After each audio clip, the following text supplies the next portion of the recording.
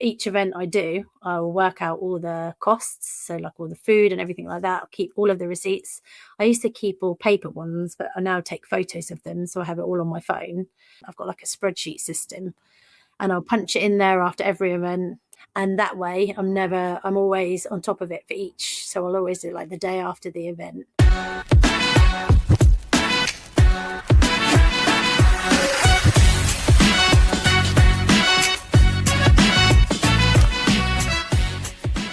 Wages and their friends and all of that, and giving them a decent wage, but that is coming out of a good place, right? And as the organization become larger, the implications of that will go beyond wage, right? Cascade into other areas of of life, right? So I guess people just want to be treated rightly, and but my brother did say to me, it was like, if you've got someone who's worth keeping. I had another friend and she helped me all summer once, and he was like, Shell, she's that good, like buy her a gift at the end of the summer. So she really wanted these trainers, so I just bought her these like quite expensive trainers that she wanted, just to say thank you. And it's almost almost not like in a way like, oh I bought her a nice pair of trainers. It's like almost a way of just treating them well, and then they'll also treat you well back. So I've heard it can be tricky. It can be tricky, to be honest, and I mean, the way, to the point you're making, the way they treat you back, they treat you well back, is by treating your customers well, right? Because that's, you get what I mean. So if they are not happy with you, they take it out on out on your customers. But if they are happy with you, then it will show in the way they relate with customers and the way they do all the things that they do. Yes.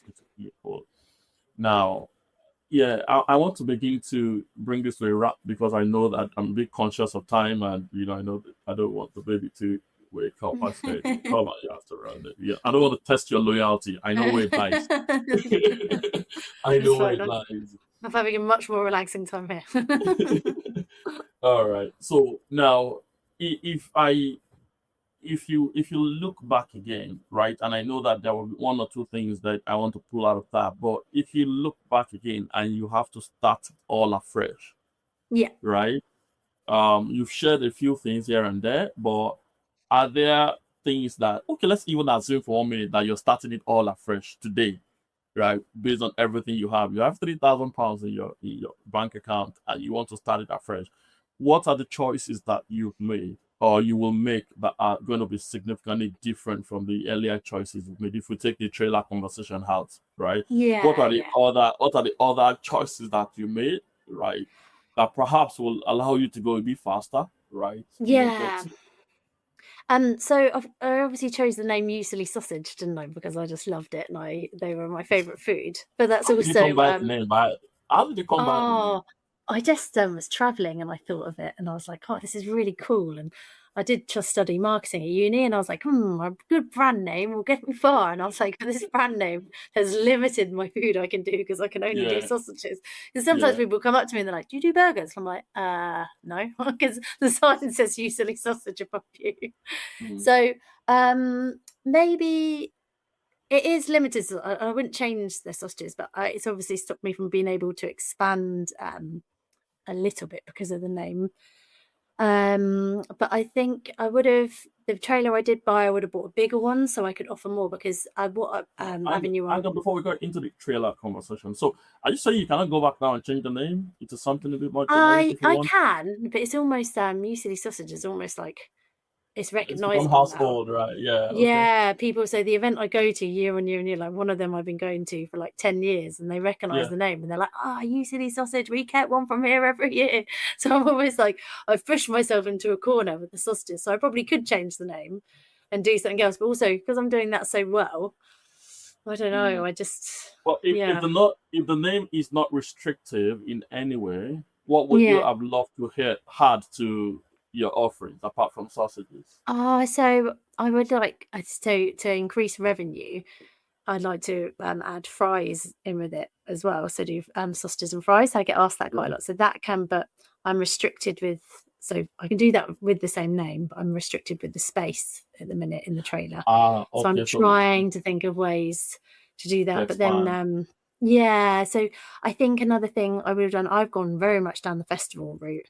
And after last weekend, when it was just, I didn't really make any money, I I think another route that my friend who does the vegan business, Vegan Junkies, she's only does private events now. So private events, you have a set amount of money, set amount of food, and you sell, and you know exactly what you're getting. Whereas events, it can come and go. So weather can affect it, or turnout of the event can affect it. So I think maybe I would probably recommend more private events to people who maybe be looking, because the festival business is all it is fun doing it, and everyone's in a good mood, but it can be very hit or miss. So I think maybe, listening to private event might be a way going forward, especially with family life as well, because sometimes your events are always at the weekends. So it's obviously interrupting in family time, whereas private events, it might just be an evening or a weekend, not all day and all night. So yeah. But which of them pays better from a revenue and profitability standpoint? It totally depends. You can get like a really busy event and get a good chunk of money if it's really busy, but you can also get like a private event. You could get, depending if you're just doing, like, say I could do sausages in an evening and get like a bit of money for that, or you can do it as so I did expand a little bit with the same name and did sausage and mash. So you can do that, but it's more of a a little tub with sausages, mashed potato and a bain-marie, peas and gravy. Oh, I see. Yeah. Classic English. Stuff. So you can charge more for that during the day, but it's not kind of sit down meal. It's more festival style weddings that like that type of thing. Okay. Yeah. So I don't know. You can't really say which one earns more, because you might go to an event like I did a couple of weekends ago, a carnival, and it was like queues for ages. And it's really hit or miss. Whereas private events, it's a set amount of money, you're done, you know what you've got. Whereas events, you can turn up and you might not sell anything, or you might sell loads. So I've kind of got an idea now of which one's good and which ones aren't after doing it for so long.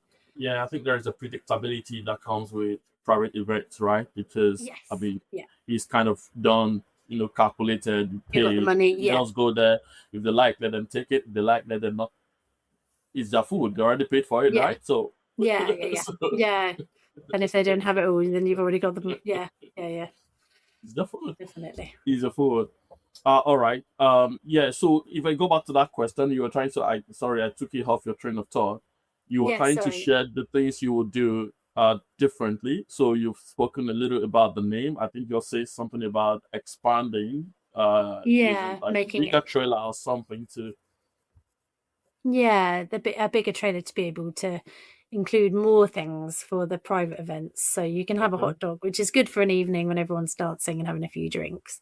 But maybe like being able to offer more I think sausages, you want chips with sausages, don't you? But I don't have the space to be able to have the cooking facilities for the chips.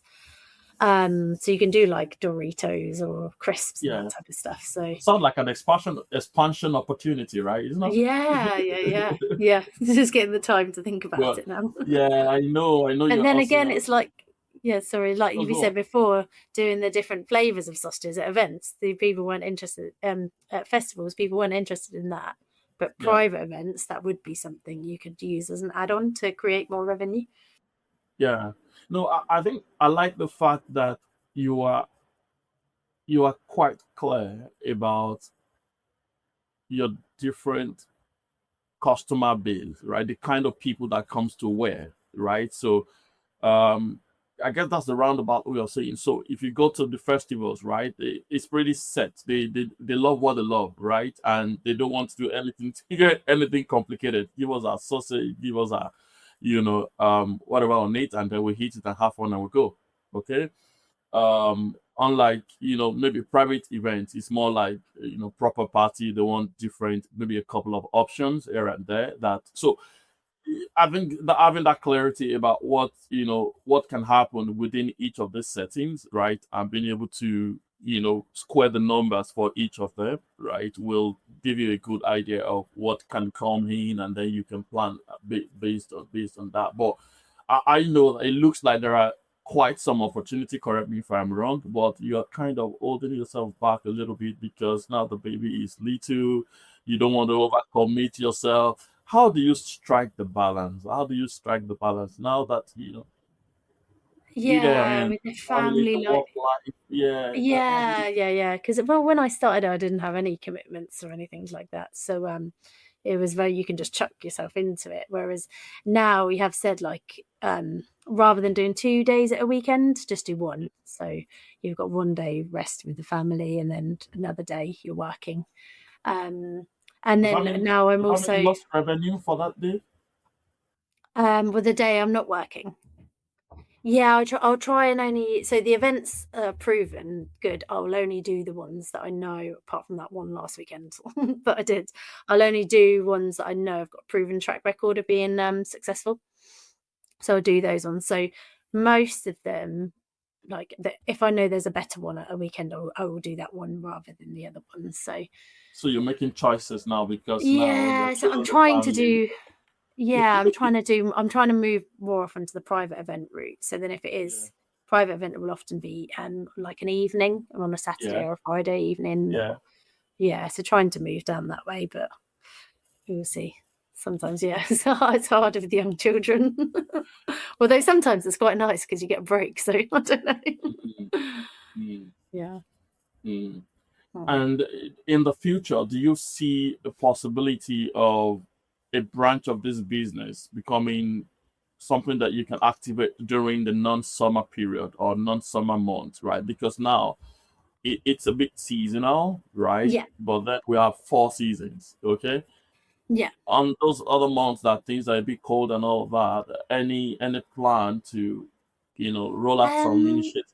Oh, Yeah, so that was another reason why I was looking into private events, because they run all year. So I've actually started doing, since the baby's been born, doing business parks. So doing lunchtime slots at business parks, which can be quite like a nice like ticking over a little bit. So I've started doing that. I'm looking into more private events and advertising on private event websites, which I haven't done before. I've always just focused on the festivals. So yeah, I'm kind of trying to find different avenues. There was also, we were discussing, because weddings, obviously my husband and I got married and everyone knows how expensive a wedding is. We were looking at renting out the actual trailer. So I've rented out the trailer itself. They covered up their logo and to a hotel down the road, and they rented the actual trailer from me just for a I bulk see. price, and That's used cool. it to cook tacos in whole Yeah. things. So Wow. they just they covered the branding All the branding, and used yeah. that. So yeah. So we were looking at kind of different. There's other ways you can make money from the equipment and stuff that we've got. Well, it Hmm. looks like a lot of revenue streams, yeah, right? Yeah, there's I different like the ways. rental part. Yeah, I like the Yeah, rental part because it's but cool yeah, money, because it's right? minimal effort as well. You drop it off and then you leave and come back. Although people will never look after your things as well as you do, so there were a few burnt pieces of wood, and I was like, how did that even Yeah, no, happen? no, it's fine. If you take a deposit, Yeah, yeah, you take a deposit, right? That's what landlords do for us. They take our yeah, deposit. If the house is not in the same condition you met it, they charge you for yeah, it. yeah, It is what it exactly. is, right? Yeah, It yeah, is yeah, what it is. yeah. So Well, yeah, well, well. I mean, thank you so much, Charlie. you're Right, welcome. My for pleasure. coming. We've been talking for 1 hour. Can you believe that? Right? And No, I did wonder. I was go. like, am I going to be able to fill this time? And I'm sure we can go on and on and on. There's a Mhm. few things I just feel like let me allow you be. Right. Thanks a lot for coming on the adventures and for sharing all that you have shared, right? So transparently and so passionately.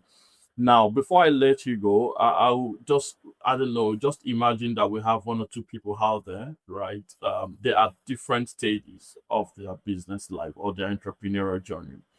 What is that, one word of encouragement you can give to them? Maybe like something similar to what Arctic John, Arctic John, yeah.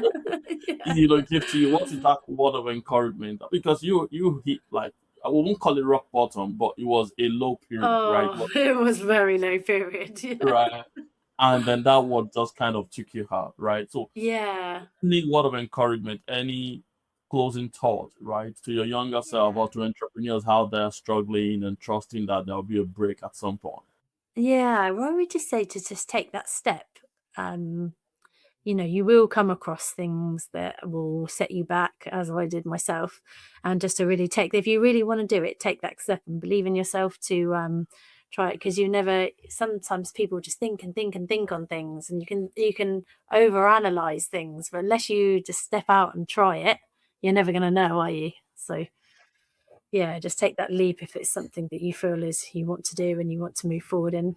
And it is I do prefer working for myself over somebody else, because you've got that flexibility, and and you can push yourself forwards, whereas I haven't at the minute, but it can keep going. Yeah. I mean, isn't it cool to be able to say, okay, I don't want to take that. I want to take this. This is because I want to spend time with family. It's such a blessing. It's such a blessing. And you've not got someone else telling you what to do. I've got, apart from the occasional health inspector. How often do you do that?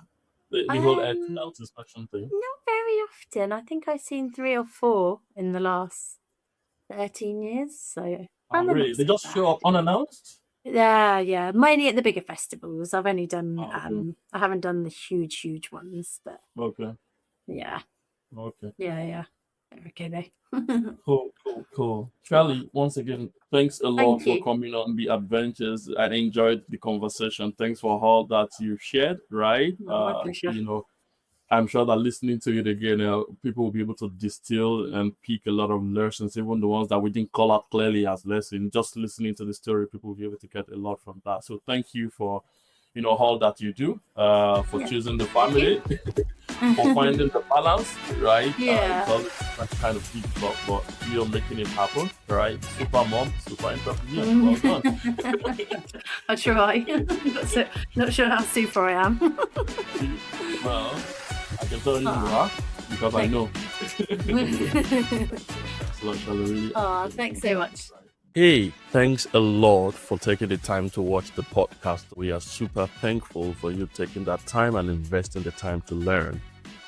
We hope that you find the story inspiring, and beyond that, that you've been able to articulate 1 or 2 things that you want to do differently in your own entrepreneurial journey.